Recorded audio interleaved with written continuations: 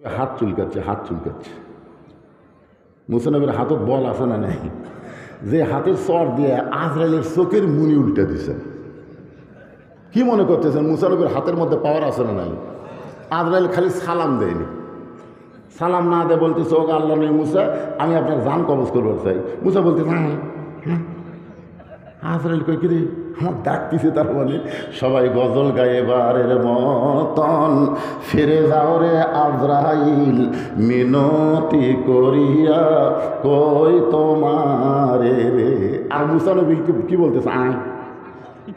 আজরাইল যেই মুসা নবীর দিকে আসতেছে সঙ্গে সঙ্গে মুসা যোগাযোগ করছে কার সাথে?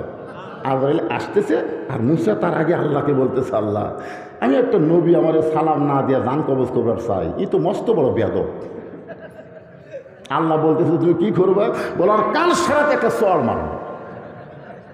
আল্লাহ এই মুসা তুই কোথায় আর আজরাইল কোন জায়গায়, ওর সাথে তুই পারবি? মুসা বলতেছে আল্লাহ তুমি কি মনে করছো আমি একলা চর মারবো? আল্লাহ কয় তোর সঙ্গে কে থাকবে? মুসা বলতেছে আমি বিসমিল্লাহ বলা শুরু করবো। কি বলে? সর্বপ্রথম বাংলাদেশ স্বাধীনতার পরে যিনি বিসমিল্লাহ বলে কাজ শুরু করেছেন তিনি হলেন শহীদ প্রেসিডেন্ট জিয়াউর রহমান। জোরে কর কথা ঠিক কিনা? আপনার বলেন তো বিসমিল্লাহর মধ্যে বরকত আছে না নাই? হ্যাঁ, 4 সালে হজ করবার গেছে তো, আমি প্রথম গেছি 11 সালে। আরাফার ময়দানে গেলেই বোঝা যায় যে শহীদ জিয়া কি মানুষ। ধর্ম নিরপেক্ষতা বাদ দিয়ে তিনি বিসমিল্লাহ বলে যেই মাত্র মারছে চর, আল্লাহ দেখতেছে বিসমিল্লাহ মানে আমিও সাথে আছি। এখন যদি মুসা নবীর চর আজরাইলকে না লাগে তাহলে আমার ক্ষমতা কোন জায়গায়? মুসার হাতের সঙ্গে আল্লাহর কুদরতে হাত জোড়া দিয়া এমন একটা চর মারছে আজরাইলের চোখের মনি উল্টে গেছে। যখন আপনাকে জান কবজ করবে আসবেন না তখন দেখবেন এক চোখ উল্টা না। এই উল্টা কে দিছে? কথা কয় না, কে দিছে? তাহলে মুসা নবীর হাতত পাওয়ার আছে না নাই? চিন্তা করতেছি এখন আল্লাহর সাথে কথা বলে আসি, আর এটি দেখতেছি সবচাইতে বড় আল্লাহ। মুসা যখন হাত চুলকায় এমন সময় আল্লাহ বললেন উদউ ইলা সাবিলি রাব্বিকা বিল হিকমা মাউইযাতিল হাসানা। রে মুসা আমি ফেরাউনকে মারার জন্য তোকে পাঠাইনি, আমি আল্লাহ কেমন আছি এইটা দেখার জন্য তোকে প্রেরণ করেছি। মুসা বলতেছে আল্লাহ কি করব? আল্লাহ বলতেছেন হিকমতের সঙ্গে দাওয়াত দাও। সঙ্গে সঙ্গে মুসা বললেন লা ইলাহা ইল্লাল্লাহু মুসা কালিমুল্লাহ। যেই কইছে লা ইলাহা ইল্লাল্লাহ মুসা কালিমুল্লাহ, সঙ্গে সঙ্গে ফেরাউন লাফ দিয়ে উঠছে। আপনারা বলেন তো লা ইলাহা ইল্লাল্লাহর পাওয়ার আছে না নাই? এতক্ষণ যেই ফেরাউন কি অহংকার মারতেছে সিয়ারত বসে, কিন্তু যেই লা ইলাহা ইল্লাল্লাহ শুনছে সঙ্গে সঙ্গে ফেরাউন লাফ দিয়ে এই মুসা তোর আল্লাহর জিকির করবি, তোর আল্লাহর জাকাত যা। আমার রাজত্বের মধ্যে তোর আল্লাহর কোনো জিকির চলবে না। তো মুসা বলতেছে তাহলে বাঁটা দে, তোর কতটুকু আল্লাহর কতটুকু এটা বাঁটার দরকার আছে না নাই? আপনাদের এলাকায় কি কোন বাঁটা দে না মাপা দে? দুটাই কয়। এখানে আঙ্গুল দিয়ে দেখাচ্ছে বাঁটা নিচ্ছে। হুজুর এ দেখতেছেন না এগুলো সব জমি আমার হুজুর। এই সাইডে যা দেখতেছেন আমার ভাইয়ের, এই সাইডে যা দেখতেছেন আমার চাচার, এই পুকুর পুষ্করে সব আমার। তো সবই যদি তোমার বাঁটা নিলে আল্লাহ, তখন আল্লাহটা দেখবার গেলে 2 মিনিট হাঁটা লাগবে হুজুর। আল্লাহ আমি দেখাবার পারতেছি না, এখানে নাই, দেখবার গেলে কয় মিনিট হাঁটা লাগবে? 2 মিনিট হাঁটা মসজিদের সামনে গিয়ে বলতেছে হুজুর এখানেও আল্লাহর কিছু ছিল না, আমার চাচা 10 শতক আল্লাহ দান করছে, আর আমরা গোটা গ্রামের লোক টাকা পয়সা তুলে আল্লাহ ঘর বানিয়ে দিছি। ফেরেশতারা বলতেছে আল্লাহ এই দেশের নাম কি? যেই দেশে তোমার কিছু নাই, ওর চাচা জায়গা দিলে জায়গা পাও, টাকা দিয়ে তোমার ঘর বানিয়ে দেয়, ওই দেশের নাম কি? আল্লাহ বলতেছে ওই দেশের নামই বাংলাদেশে। ওই দেশের মানুষ খালি মসজিদকে আল্লাহর ঘর বিশ্বাস করে, গোটা বাংলাদেশ আল্লাহর এটা বিশ্বাস করে না। মসজিদ যেমন আল্লাহর, গোটা বাংলাদেশ আল্লাহর বিশ্বাস করলে মানুষের কোনো আইন বাংলাদেশে চলতো না, আল্লাহর কোরআন দিয়ে বাংলাদেশ চলতো। জোরে কোন কথা ঠিক? আওয়ামী লীগ কোন, বিএনপি কোন, জাতীয় পার্টি কোন, যে দলই করুক দেখেন মসজিদ যে আল্লাহর এ ব্যাপারে কোনো সন্দেহ কথা কয় না। আওয়ামী লীগও কিন্তু দেখাচ্ছে ওই যে আল্লাহর ঘর, বিএনপি বলতেছে আল্লাহর ঘর, জামাত কয় আল্লাহর ঘর, তাবলিগ কয় আল্লাহর ঘর। তো সব দলের মুসলমান আল্লাহর ঘর বিশ্বাস করে। এই জন্য মসজিদের মধ্যে যাই দেখবেন কোনো দলাদলি হয় না, সবাই মিলে পায়ের গোড়ালির সঙ্গে গোড়ালি মিল করে কাতার সোজা করে। ধরে করার কথা ঠিক কি না? আওয়ামী লীগ যদি 4 গোল সামনে যায়, বিএনপি হাত ধরে টান মারতেছে, লাইনও তাই লাইনও তাই। আওয়ামী লীগ ওর মুখের দিকে না তাকায় পায়ের দিকে তাকায় বলে আমি খেয়াল করিনি ভাই, মানে কে টান মারলো ওদিকে খেয়াল নেই। ফেরেশতা কয় আল্লাহ তোমার ঘরের মধ্যে ঢুকলে 14 দল 20 দল ভাঙ্গা কাতার সোজা হয়, কিন্তু এরা বাইরে গেলে এত দলাদলি করে কেন? আল্লাহ বলতেছে এই মসজিদ যে আমার এরা সবাই বিশ্বাস করে, কিন্তু বাইর সাইড যে আমার এই বিশ্বাস করে না। যেদিন বাংলার মুসলমান বিশ্বাস করবে মসজিদও তার, গোটা বাংলাদেশও তার, সেদিন মসজিদের সৌন্দর্য আল্লাহ গোটা বাংলাদেশে চালু করে দিবে। তো এখন ফেরাউন কি বলতেছে? বাঁটা দে। মুসা বলতেছে বাঁটা দে, তোর কতটুকু আল্লাহর কতটুকু। সঙ্গে সঙ্গে ফেরাউন বলে মুসা আমার রাজত্বের মধ্যে আমার রব্বুকুম আলা জিকির চলবে, লা ইলাহা ইল্লাল্লাহ চলবে না। সঙ্গে সঙ্গে মুসা নবীর চুল খাড়া হয়ে গেল। মাথার চুল কি হয়েছে? খাড়া হয়ে টুপির ভিতর দেবার আছে।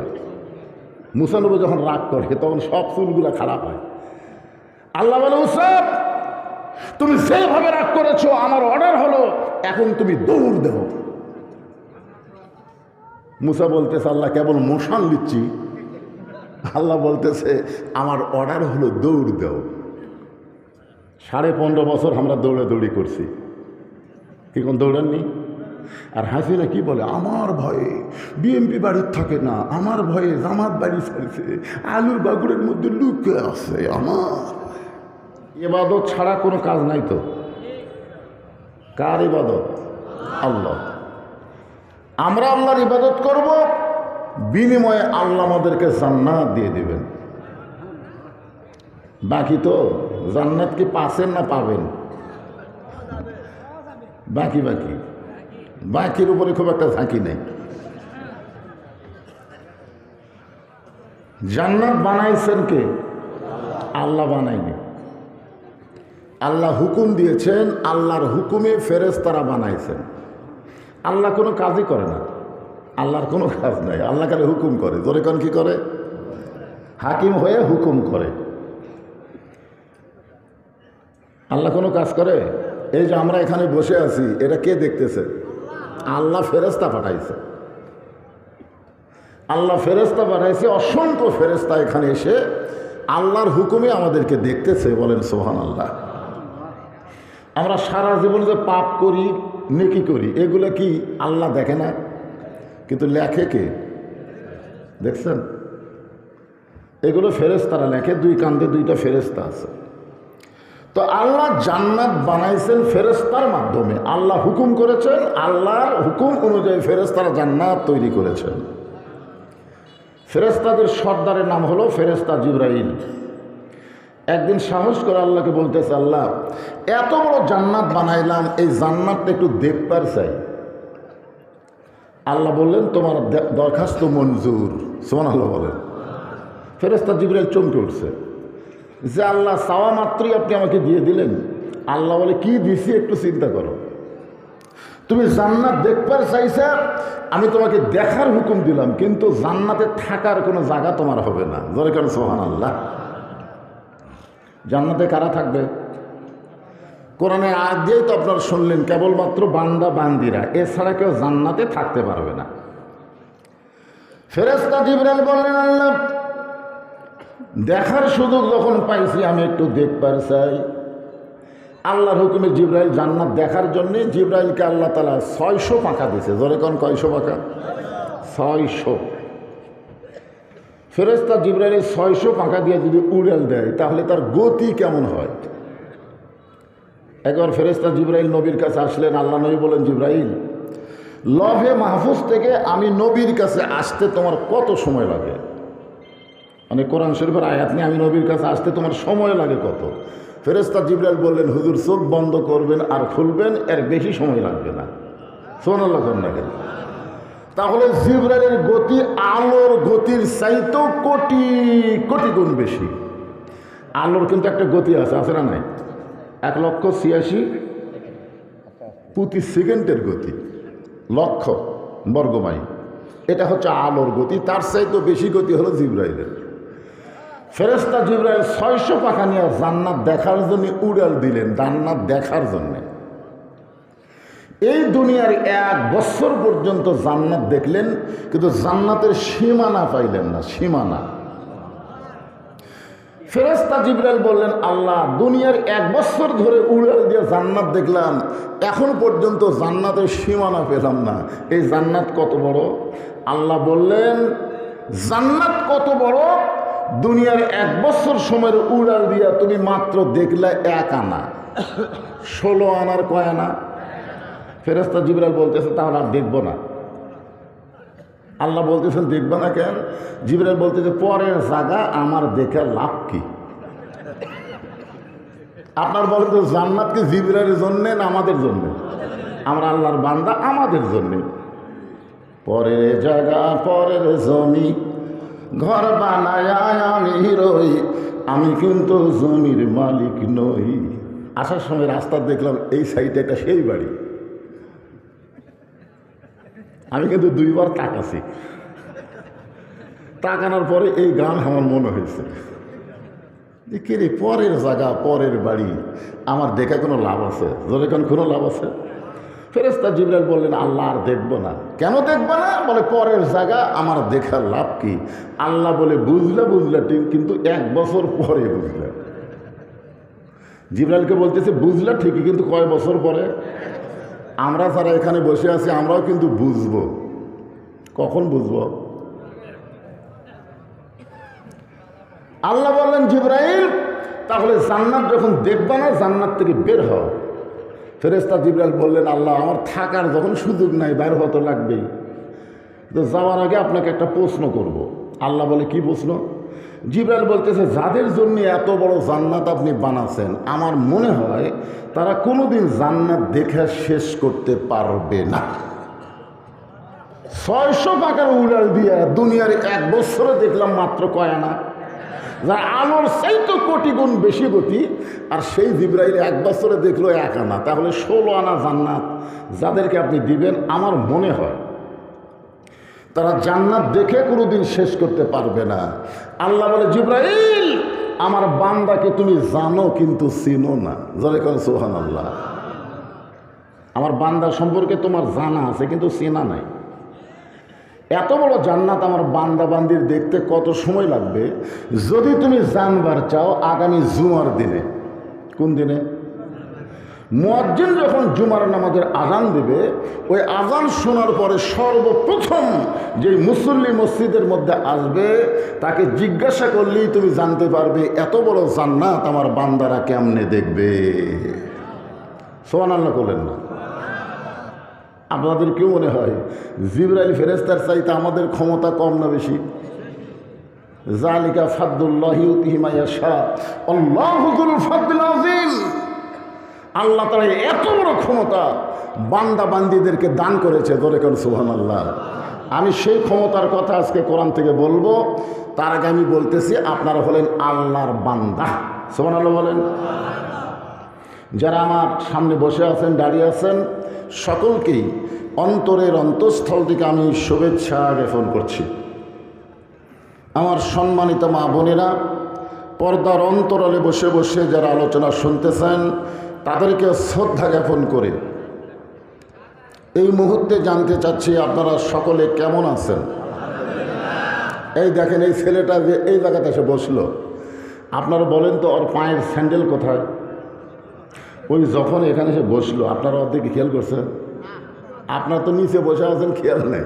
আমি উপর থেকে দেখতেছি স্যান্ডেল হাতত নিয়ে, কারো মাথার ধার দেয়, কারো টুপির ধার দিয়ে, মনে হয় 2-1টা গাওয়াত বাড়িও লাগলো। আপনারা সত্যি করে বলেন তো, এই মাথার দাম বেশি না স্যান্ডেলের দাম বেশি? তাহলে পায়ের স্যান্ডেল আপনার মাথার বাড়ি খাওয়াবেন, এরা আপনি চান? তো যদি না চান তো ফাঁকা রাখছেন কেন? ফাঁকা দেখে এসে 4 জন বসলো একসাথে। মাঝে মাঝে ফাঁকা না রেখে সাইডে রাখেন, অসুবিধা নেই। তো যে কথা বলতেছি শুরুটা একটু মনোযোগ দিয়ে শোনেন, তারপরে আলোচনা যখন শুরু হবে আপনার বুঝতে সহজ হবে।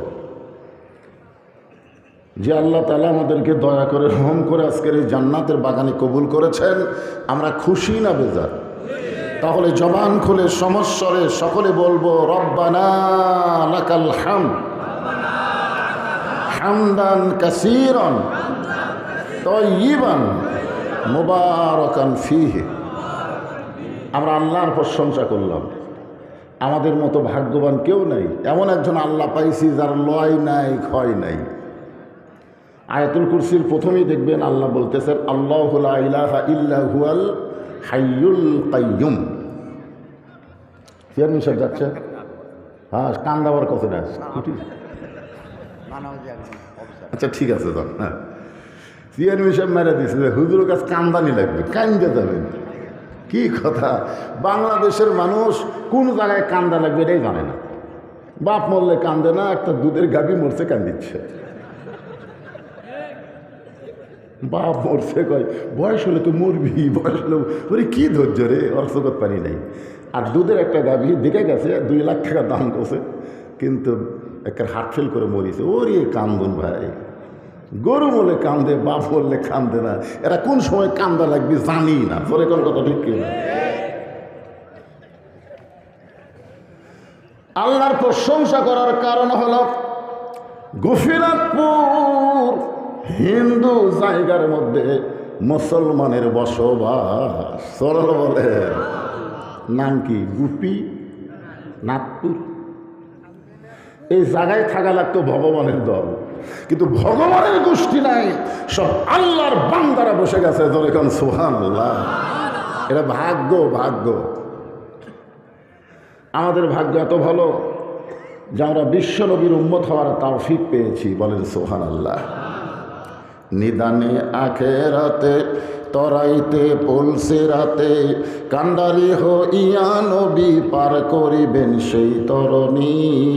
সবাই বলেন নবী মোর পরশমণি, নবী মোর সোনার খনি, নবী নাম ভাবে যে জন সেই তো দোজাহানের ধনী। আলহামদুলিল্লাহ।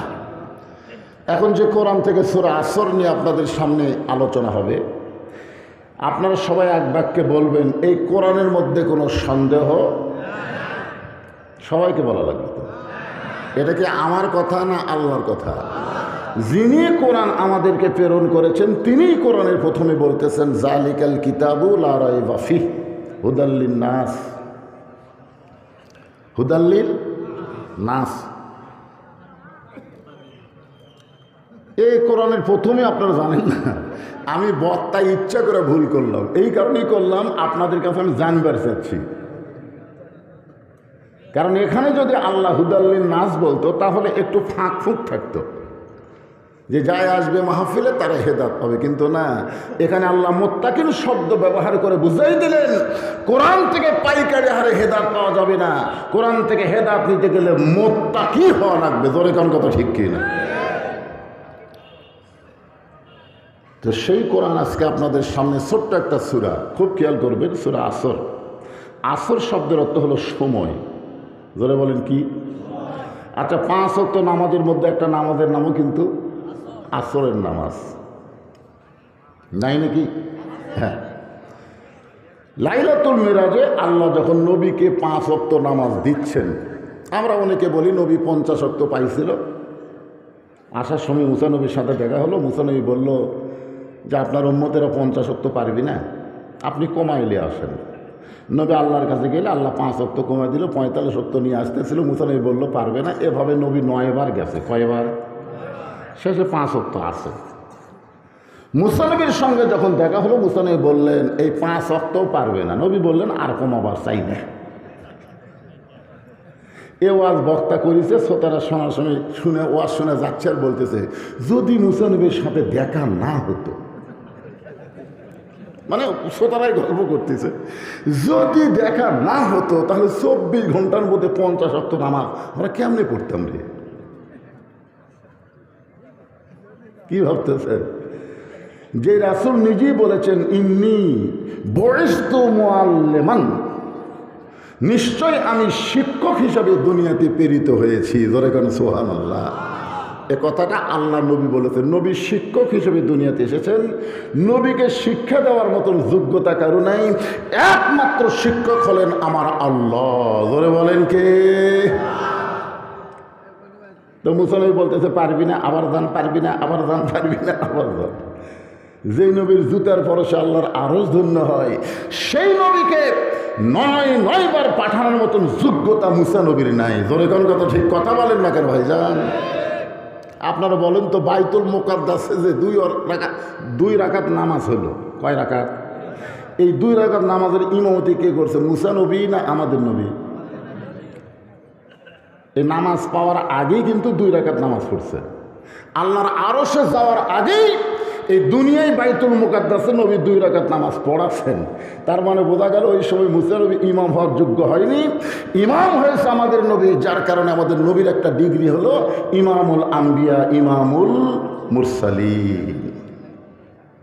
এখন 50 ওয়াক্ত হোক, আমরা যেটা পাইছি সেটাই ওয়াজ করতেছি। কয় ওয়াক্ত? জোরে বলেন না কেন, কয় ওয়াক্ত? 5 ওয়াক্ত নামাজের মধ্যে 3 ওয়াক্ত নামাজ তাড়াতাড়ি হয়। আসরের নামাজের পরই কিছুক্ষণ পরে মাগরিবের নামাজ, তার কিছুক্ষণ পরই এশার নামাজ। কিন্তু এশা থেকে ফজর, জোরে কারণ ঠিক কিনা? আপনারা বলেন তো, এশা থেকে ফজর আর ফজর থেকে জোহর, এই 2 ওয়াক্ত লম্বা কেন? অবশ্যই কারণ আছে না নাই? আসরের পরে মাগরিবের পরে এশার, যে হারে খালি কিছুক্ষণ পর পরে নামাজ আসতেছে, এইভাবে যদি আসা শুরু হয়, একটা বিরক্তই লাগে। কে রে আসর নামাজ পড়ে কেবল চাটা খাচ্ছি, ইতিমধ্যে আবার আজান। মাগরিবের নামাজ পড়ে একটু গল্প করতে এসে মারা দিছে। হ্যাঁ হাইরে, মসজিদের আর কাম নাই, খালি সমানই মারতেছে। কিন্তু এশা থেকে ফজর আল্লাহ লম্বা সময় দিল, আবার ফজর থেকে জোহর আল্লাহ লম্বা সময় দিল। ফজর থেকে জোহর ওই সময়ের মধ্যে চাকরি বাকরি করবেন, খেতে খামারে কাজকাম করবেন, ব্যবসা বাণিজ্য করবেন। এইগুলো দুনিয়াবি কাজ করতে গেলে আপনার দেহের মধ্যে যে ক্ষয় হবে, এশা থেকে ফজর পর্যন্ত লম্বা সময় যদি ঘুমিয়ে যান, ওই ঘুমের কারণে আল্লাহ দেহের ক্ষয় পুরা করে দিবে। তো আল্লাহ যখন নবীকে আসরের নামাজ দিচ্ছেন, কোন নামাজ? আসরের। ফরজ হলো 4 রাকাত। জোরে বলেন কয় রাকাত? 4 রাকাত। আমি ফরজের কথা বলতেছি। এই 4 রাকাত ফরজ নামাজ যখন আল্লাহ নবীকে দিচ্ছেন আল্লাহর আরশে, আল্লাহ বলতেছে, নবী আপনার উম্মতেরা আসরের 4 রাকাত নামাজ জামাতের সঙ্গে আদায় করলে আমি আল্লাহ কেমন খুশি হব আপনি কি জানেন? আল্লাহ রাসূল বললেন, আমি কিছুই জানি না আপনি যদি আমাকে না জানান। সুবহানাল্লাহ কন না কেন? এ কথার দ্বারা ভণ্ডদের যে আকীদা, ভণ্ড, আমাদের বাংলাদেশে কিছু ভণ্ড আছে না নাই? আমার বাবা চোখ বন্ধ করে সব কয়, আমার বাবা সব জানে। অথচ আল্লাহ নবী বললেন, আল্লাহ আমি কিছুই জানি না, আপনি যতক্ষণ আমাকে না জানান তাহলে সব জানে কে? আরো জোরে। নবীও জানেন আল্লাহ যতক্ষণ না জানায়, যার কারণে আল্লাহ কোরআনে বলেছেন, মা ইয়ানতিকু আনিল হাওয়া ইন হুয়া ইল্লা ওয়াহয়ুহা। আল্লাহু আকবার। তা আল্লাহ বললেন, তাহলে শোনেন, আমি আসরের নামাজ আপনার উম্মতেরা জামাতের সাথে, একলা একলা না। কোন নামাজ? কার সাথে? খুব খেয়াল করে শুনবেন। 5 ওয়াক্ত ফরজ নামাজ একলা পড়ার কিন্তু সুযোগ নেই। বিশেষ করে ফজরের নামাজকে যদি একলা একলা পড়ে, আল্লাহ রাসূল বলেছেন ওর মুনাফিক হতে আর দেরি লাগবে না। মুনাফিক হওয়ার জন্য যথেষ্ট ফজরের নামাজকে যদি একা একা পড়ে। ফজরের নামাজ একা একা পড়া যাবে না, জামাতের সঙ্গে পড়া লাগবে। ধরে কোন কথা ঠিক না? আপনারা বলেন তো, বর্তমানে বাংলাদেশে কোন নামাজের করুণ অবস্থা? কথা কয় না। ফজরে যত মুসল্লি কম, বাংলাদেশে তত মুনাফিক বেশি। ধরে কোন কথা ঠিক কিনা? তাহলে ফজরের নামাজের চেহারা দেখলে মনে হচ্ছে আমাদের বাংলাদেশ মুনাফিকের ফ্যাক্টরি। আপনারা বলেন তো, মুনাফিকের জায়গা কোন জায়গা হবে?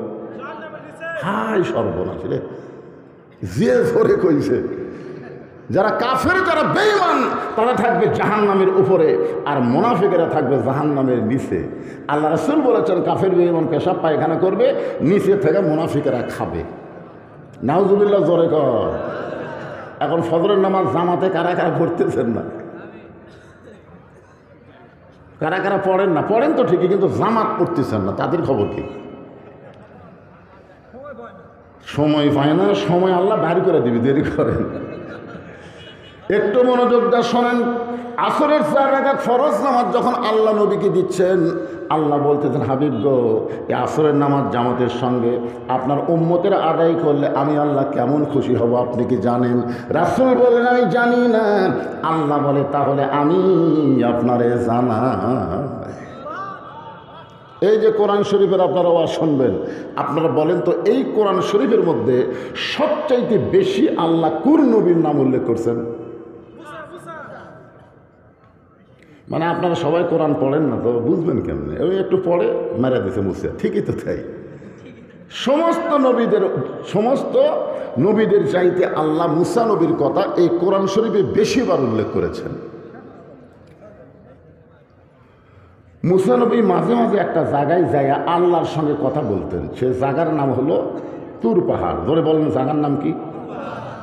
এই কথা শুনে সাহাবীর একটু মন খারাপ। আল্লাহ রাসূল বললেন মুসা নবী তুর পাহাড়ে গেলে আল্লাহ যেমন খুশি হয়, আমার উম্মতরা আল্লাহর নামাজ পড়ার জন্য মসজিদে যখন যাবে আল্লাহ মুসা নবীর মতোই খুশি হবে। ধরে কান সুবহানাল্লাহ। আপনারা কি তুর পর্বতে যাবার পারবেন? কিন্তু দৈনিক 5 বার কোথায় যাবেন? মসজিদে যাবেন। মসজিদে যাইয়া আপনারা কার সাথে কথা বলবেন? আপনি যখন আল্লাহু আকবার বলে নামাজের নিয়ত করবেন, সুন্নত পড়েন আর নফল পড়েন, আপনি যখন বলবেন আলহামদু, আপনি বলার সঙ্গে সঙ্গে নামাজের মালিক আল্লাহ বলবেন লিমানিল হাম। আলহামদু শব্দের অর্থ, আমি হাত বান্ধার পরে বলতেছি আলহামদু। আলহামদু শব্দের অর্থ হলো আমি প্রশংসা করতেছি। আল্লাহ বলে লিমানিল হাম, তুমি কার প্রশংসা করো? না, আগে আস্তে আস্তে শোনা লাগবে তো। তখন আমরা বলবো লিল্লাহ, আল্লাহর প্রশংসা করে। আল্লাহ বলতেছেন মানিল্লাহ, কোন আল্লাহর? এখন বলেন তো আল্লাহ কয়জন? কিন্তু তারপরে আল্লাহ কেন বলতেছে মানিল্লাহ, কোন আল্লাহর? কারণ আল্লাহ জানে মসজিদে ঢোকার সময় তুমি চোরের ভয়ে জুতা হাতত নিয়ে তোমার সেজদার সামনে থুসা। আল্লাহ দেখেনি? আপনার কোন দেখেনি ভাই? যখন জুতা হাতত নিচ্ছে আপনার বলেন তো এই মুসল্লি কার ভয় নিচ্ছে? চোরের ভয়ে না আল্লাহর ভয়ে? সেজদা দিচ্ছে কার? আর ভয় করছে কার? এই মানিল্লাহ, কোন আল্লাহ? কোন আল্লাহ? আজকে আলুর যে অবস্থা ভাই, আমার বাঁচার কোনো বুদ্ধি নেই। আবাদ না হলে আমি খাবো কি? ব্যবসা না হলে আমি চলতে পারবো না। প্রত্যেকটা জায়গায় মুড়ে মুড়ে আল্লাহ সেট করে রাখছে। জোরে কার কথা ঠিক কিনা? আপনার বলেন তো খাওয়ানোর মালিককে, বাঁচানোর মালিককে, চলানোর মালিককে। তাহলে আপনি কেন বলতেছেন আবাদ না হলে খাবো কি? এরকম লোক আছে না? নাই, আবাদ না হলে কি খাবো? আল্লাহ কোরআনে বলেন ওয়ামা মিন দাব্বাতিন ফিল আরদি ইল্লা আলাল্লাহি রিজকুহা। আল্লাহু আকবার। খাওয়ানোর মালিককে। একটু মনোযোগ দিয়ে শুনবেন। মুসা তুর পর্বতে গিয়া দাঁড়িয়ে আছেন আসামের মতন। আপনি মসজিদে গিয়া কার সামনে দাঁড়ান? আচ্ছা খুব খেয়াল করে বলেন তো, আপনি যখন মসজিদে যায় এরকম হাত বাঁধতে দাঁড়ালেন কার সামনে? তো মুসা নবী তুর পর্বতে গিয়ে কার সামনে দাঁড়াচ্ছে? কিছুক্ষণ পরে আল্লাহ বলতেছে মুসা অনেকক্ষণ হলে দাঁড়িয়ে আছো, তোমার খবর কি? মুসা বলতেছে আলহামদুলিল্লাহ। তো মুসা আলাইহিস সালাম চিন্তা করতেছে আল্লাহ যখন আমার খবর শুনবার চালো, তাহলে আমিও আল্লাহর খবর শুনি। একটু সাহস আছে তো, আল্লাহর সাথে কথা বলতে বলতে সাহস হয়ে গেছে। তো বলতেছে আল্লাহ আপনার খবর কি? যে বলছে আল্লাহ আপনার খবর কি, আল্লাহ বলতেছেন মুসা আমি আল্লাহ কেমন আছি যদি জানবার চাও ইযহাব ইলা ফিরাউন ইন্নাহু তাগা। ফিরাউনের কাছে যাও, কারণ ফিরাউন আর জাগাত নাই, সীমা লঙ্ঘন করছে। সীমা লঙ্ঘন বোঝেন? এই সীমা লঙ্ঘন করার কারণে আজকে হাসিনার অবস্থা কি? হাসিনা 5 বছরের ভোট নিয়ে 15.5 বছর থাকছে, জোরে খান কথা ঠিক কি না? পরে আর ভোট দেয়নি, সীমা লঙ্ঘন করে বিনা ভোটে হয়ে গেছে। তারপরের বছর আবার দিনের ভোট রাতে করছে, আর তারপরের বছর 24 সালে আবার ড্যামি নির্বাচন করছে। ইন্নাহু তগ, এর নাম হলো সীমা লঙ্ঘন। আপনি আপনার পকেটে 100 বার হাত দেন, আপনার পকেটে 100 বার হাত দেন, আপনাকে লোকজন বলবে যে লোকটার একটা বদ অভ্যাস আছে, নিজের পকেটে বারবার হাত দেয়, কিন্তু তেমন কিছু বলবে না। কিন্তু এই পকেট বাদ দেয় যদি এই পকেটে যায়, এটার নাম কি? সীমালঙ্ঘন। মানে আমার পকেট বাদ দিয়ে আমি অন্যের পকেটে গেছি, আমার বউ বাদ দিয়ে আমি পরের বউয়ের দিকে তাকাই আছি। এরকম আছে না? ধরে কেন আছে না? বউ বাদ দিয়ে শালির দিকে খালি কুত্তার লাগাল বারবার তাকায়, এরই নাম হলো তকা। এটার নামই হলো সীমালঙ্ঘন। এখন মুসা আলাইহিস সালাম আল্লাহ কেমন আছে জানার জন্য ফেরাউনের দরবারে গেছে। ফেরাউনের দরবারে গিয়ে দেখে ফেরাউন জিকির করতেছে আনা রব্বুকুমুল আলা, আনা রব্বুকুমুল আলা। 41 সালের আগে আমার নামাইকে জিকিরের সাইজ হলো আনা রব্বুকুমুল আলা, আমি হলাম সবচাইতে বড় আল্লাহ। আল্লাহ কই 41 সাল লাগবে না, 24 সালের 5ই আগস্ট তোকে ভারতে পলান লাগবে। জোরে কোন কথা ঠিক কি না? একটু মনোযোগ দিয়ে শুনবেন। মুসা আলাইহিস সালাম চিন্তা করতেছে, কে রে, আমি যার সাথে তুর পর্বতে কথা বললাম সেটা কে? আর সিয়ারত বৈশা ই যে সবচাইতে বড় আল্লাহ দাবি করতেছে, ই কে? আপনারা বলেন তো, যাই এখনই তুর পর্বতে আল্লাহর সঙ্গে কথা বলছে সেই লোকটা আল্লাহর উপরে ঈমান কম না বেশি? কারণ কিছুক্ষণ আগে কার সাথে কথা বলছে? যারা প্রতিদিন এই কোরআন শরীফ পড়েন, প্রতিদিন ফজর নামাজের পরে আপনি পড়েন, কোরআন থেকে যেখানে খুশি সেখানে পড়েন, কিন্তু রাসূল বলেছেন সূরা মুলুক যদি কেউ তেলাওয়াত করে, প্রত্যেক দিন ফজরের নামাজের পরে সূরা মুলুক তেলাওয়াত করে, কোরআনের কত আয়াত পড়ে পুরো অসুবিধা নাই, কিন্তু নির্দিষ্টভাবে সূরা মুলুক তেলাওয়াত করার কারণে আল্লাহ তার কবরের সমস্ত আযাব মাফ করে দেয়। জোরে বলেন সুবহানাল্লাহ। এমনকি ইমাম গাজ্জালি বলেছেন রাসূলের হাদিসকে নকল করে, যে আপনাকে যে কাফনের কাপড় দেওয়া হবে ওই কাপড়ের উপরে সূরা মুলুক একটা চাদর বানায় দেওয়া হবে, কবরের কোনো ক্ষমতা নাই, আপনার দেহ পর্যন্ত আযাব আসতে পারে। জোরে বলেন সুবহানাল্লাহ। সেই সূরা মুলুকের মধ্যে আপনি পড়তেছেন তাবারাকাল্লাযী বিয়াদিহিল মুলকু ওয়া হুয়া আলা কুল্লি শাইইন কাদির। গোটা বিশ্বের রাজত্ব কর্তৃত্ব মালিকানা কার হাতে? সমস্ত ক্ষমতার মালিককে। আপনি কি হজ করছেন? এখানে হাজী সাহেব কেউ নাই? মাশাআল্লাহ। কোন সালে করছেন বলেন? উনি যখন হজ করবার গেছেন আল্লাহর কাবা ঘর সামনে নিয়ে কিন্তু একটা সাক্ষী দিয়েছেন, ঘোষণা দিয়েছেন। আমিও দিছি, যারা হজ করছেন সবাই দিচ্ছেন, লব্বাইক আল্লাহুম্মা লব্বাইক লব্বাইক লা শারীকা লাকা লব্বাইক ইন্নাল হামদা ওয়ান নি'মাতা লাকা ওয়াল মুলক লা শারীকা লাক। আপনারা বলেন তো, লাকা ওয়াল মুলক লা শারীকা লাকের বাংলা অর্থ কি? এই যে আল্লাহর কাবা ঘরের সামনে আপনি বলে আসলেন, রাজনীতির ভিতরে, রাজত্বের ভিতরে একমাত্র আল্লাহ ছাড়া আমি অন্য কাউকে স্বীকার করি না। আপনি আল্লাহর কাবা ঘরের সামনে এই স্বীকারোক্তি দিয়ে আপনি বাংলাদেশের বিমানবন্দরে নামার পরে মানুষের দল করবেন, আপনি যতই নামের আগে হাজির রাখেন আপনার হজ কবুল হবে না। হজের আগে যা করছেন, হজের পরে কোনো মানুষের দল করা যাবে না। জোরে বলেন কথা ঠিক? কারণ আপনি একেবারে আল্লাহর কাবা ঘরের সামনে বললেন। মনোযোগ দিয়ে শোনেন। ফেরাউনের দরবারে মুসা গিয়া দেখতেছে ফেরাউন জিকির করতেছে কার? আল্লাহ। এটাই বুঝলেন? আনা রব্বুকুমুল আলা, আমি হলাম, আনা মানে কি? আমি হলাম রব্বুকুমুল আলা, সবচাইতে বড় আল্লাহ। মুসা নবী হাত চুলকাচ্ছে। মুসা নবীর হাতত বল আছে না নাই? যে হাতের চর দিয়ে আজরাইলের চোখের মুনি উল্টে দিছে। কি মনে করতেছেন মুসা নবীর হাতের মধ্যে পাওয়ার আছে না নাই? আজরাইল খালি সালাম দেয়নি, সালাম না দেয় বলতেছে ও আল্লাহ নবী মুসা, আমি আপনার জান কবজ করবার চাই। মুসা বলতে হ্যাঁ। আজরাইল কই কিরে আমার ডাকতেছে, তার মানে সবাই গজল গায়ে এবারের মতন ফিরে যাও রে আজরাইল মিনতি করিয়া কই তোমারে রে। আর মুসা নবী কি বলতেছে? আজরাইল যেই মুসা নবীর দিকে আসতেছে সঙ্গে সঙ্গে মুসা যোগাযোগ করছে কার সাথে? আজরাইল আসতেছে আর মুসা তার আগে আল্লাহকে বলতেছে, আল্লাহ আমি একটা নবী আমার সালাম না দিয়া জান কবজ করবার চাই, ই তো মস্ত বড় বেয়াদব। আল্লাহ বলতেছে তুমি কি করবে? বলার কান সারাতে একটা চড় মারো। আল্লাহ এই মুসা তুই কোথায় আর আজরাইল কোন জায়গায়, ওর সাথে তুই পারবি? মুসা বলতেছে আল্লাহ তুমি কি মনে করছো আমি একলা চড় মারবো? আল্লাহ কয় তোর সঙ্গে কে থাকবে? মুসা বলতেছে আমি বিসমিল্লাহ বলা শুরু করবো। কি বলে? সর্বপ্রথম বাংলাদেশ স্বাধীনতার পরে যিনি বিসমিল্লাহ বলে কাজ শুরু করেছেন তিনি হলেন শহীদ প্রেসিডেন্ট জিয়াউর রহমান। জোরে কর কথা ঠিক কিনা? আপনার বলেন তো বিসমিল্লাহর মধ্যে বরকত আছে না নাই? হ্যাঁ, 4 সালে হজ করবার গেছে তো, আমি প্রথম গেছি 11 সালে। আরাফার ময়দানে গেলেই বোঝা যায় যে শহীদ জিয়া কি মানুষ।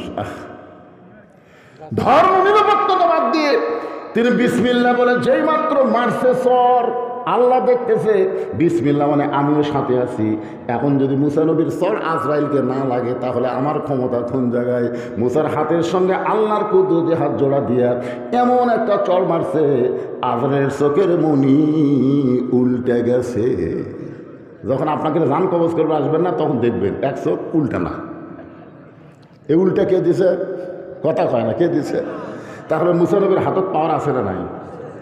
চিন্তা করতেছি এখন আল্লাহর সাথে কথা বলে আসি, আর এটি দেখতেছি সবচাইতে বড় আল্লাহ।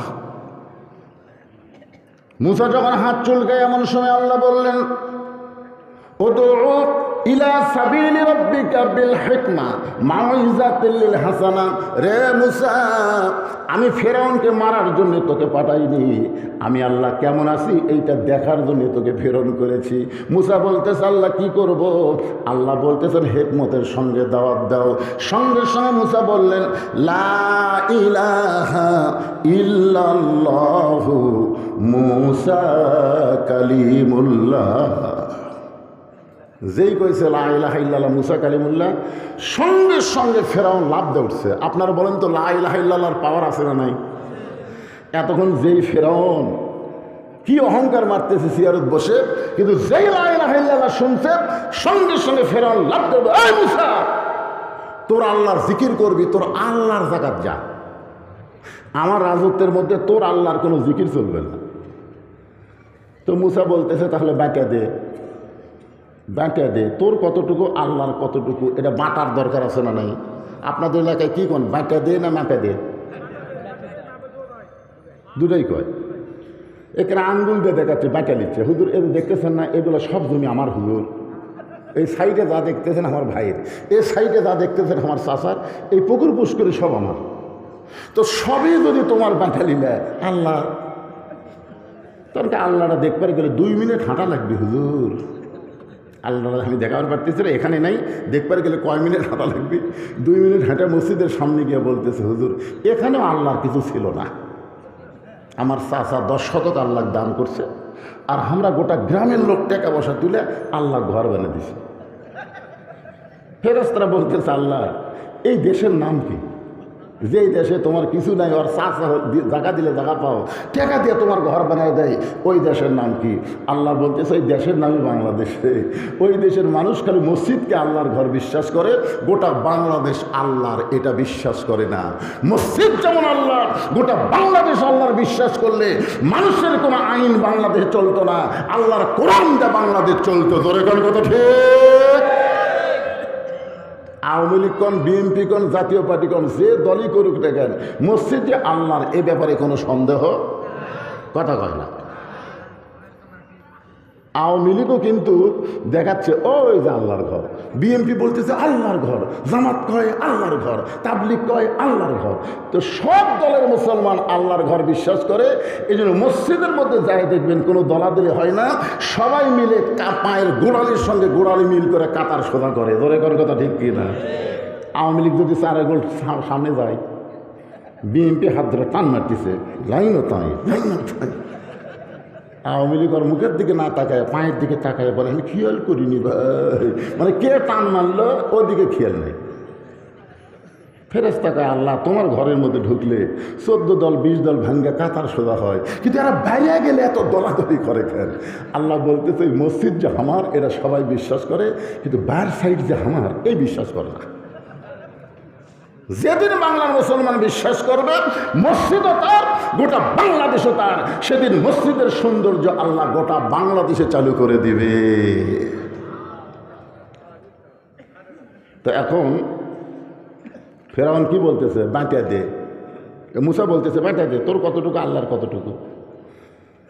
সঙ্গে সঙ্গে ফেরাউন বলে মুসা আমার রাজত্বের মধ্যে আমার রব্বুকুম আলা জিকির চলবে, লা ইলাহা ইল্লাল্লাহ চলবে না।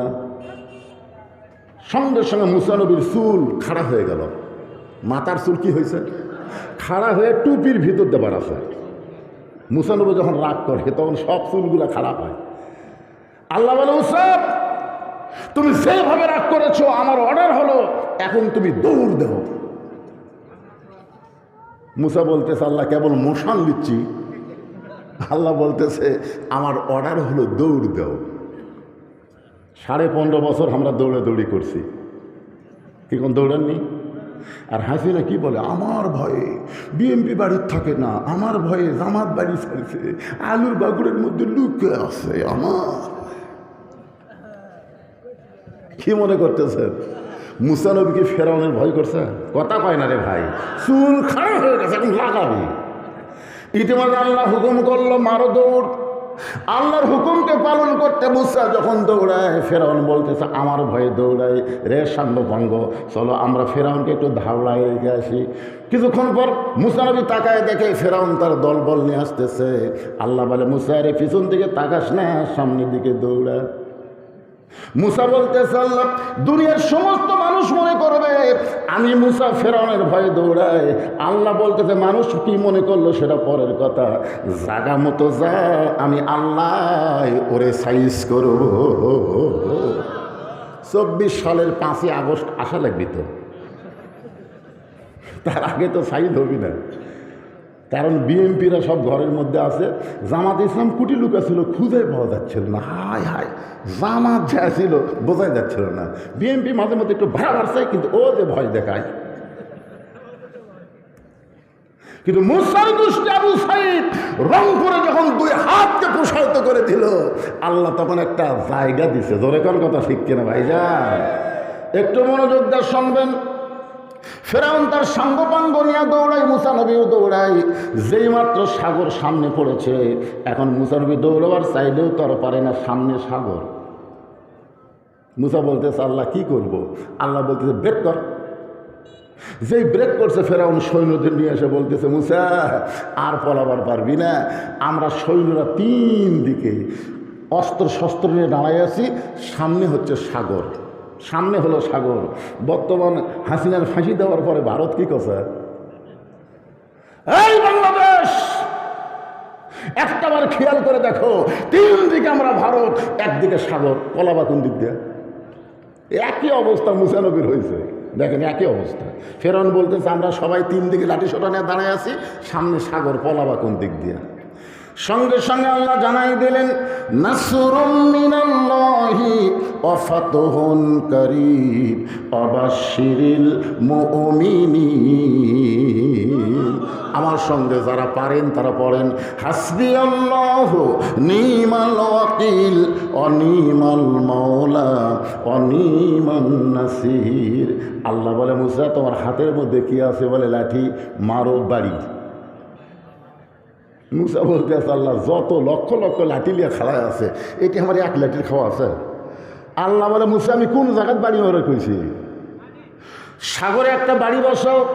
মুসা নবী যেই সাগরে বাড়ি মারছে আল্লাহর প্রতি ভরসা করে, সঙ্গে সঙ্গে সাগরকে আল্লাহ 12 লাইন রাস্তা বানিয়ে দিয়েছে। সামান্য কয়েকজন সঙ্গী নিয়ে মুসা নবী আল্লাহর শুকরিয়া আদায় করার কারণে ওই সাগরের তলদেশে 1 নিয়তে 4 রাকাত নামাজ আদায় করেছে। আল্লাহ ডাকলেন হাবিব ওই সাগরের তলদেশে মুসা নবীর 4 রাকাত নামাজ আমি আল্লাহর কাছে এত ভালো লাগছে, আপনার উম্মতের জন্য আমি সংরক্ষণ করে রাইখা দিয়েছি। আজকে লাইলাতুল মেরাজে আপনাকে আসরের 4 রাকাত নামাজ সে দিয়ে দিলাম।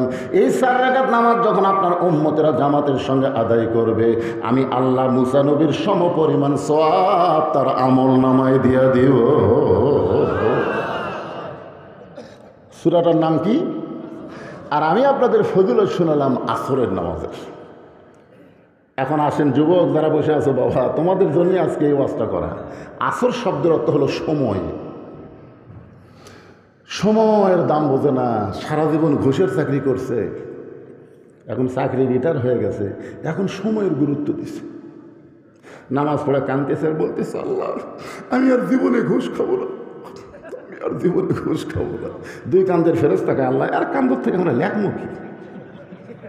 আর যখন ঘুষের চাকরি ছিল তখনই সময় বোঝনি, তখন খালি সমানে 2 হাতে কামাই করছে আর খাসে, এখন চাকরি গেছে, এখন কান দিচ্ছে আর ঘুষ খাবো না। ঘুষ খাবার চাইলে আর পারবি?